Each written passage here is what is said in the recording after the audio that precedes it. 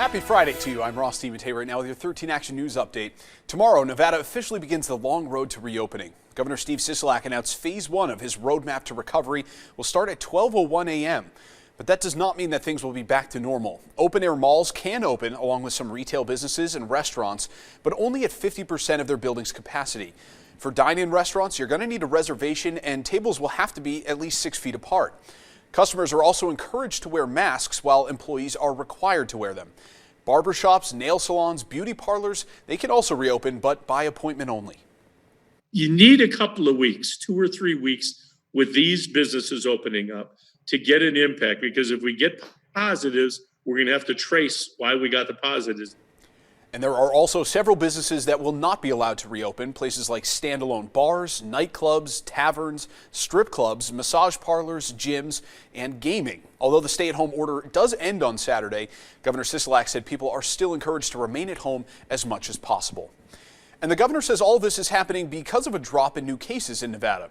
According to the state health department, we have seen 455 new cases and 23 new deaths since last Friday, compared to the last week of April, when we saw more than 700 new cases and nearly 60 new deaths.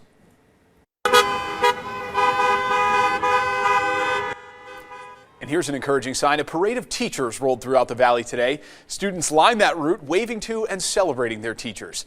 The PTA at John Beatty Elementary School helped organize this parade as a thank you to the educators for all of their hard work during this hard time.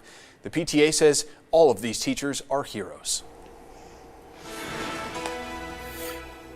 Clear skies and calm winds for your Friday. Temperatures will hold in the upper 80s, low 90s through dinner time, with conditions calming overnight into your Saturday morning. We do expect to start with sunshine for your Saturday. Temperatures tomorrow morning starting in the low 70s. Highs will remain hot through Mother's Day on Sunday, 10 to 15 degrees above average in the upper 90s. But we do expect changes to start working in on Sunday with an isolated storm chance right around 20% for the second half of the day. A red flag warning in place for the Sheep Range and Spring Mountains with the elevated fire danger thanks to the threat for dry lightning, gusty wind, and low relative humidity. The gusty winds that pick up, though, that's a sign of what's to come. Changes mean dropping temperatures finally early next week will fall to the low 90s Monday, mid 80s by next Tuesday.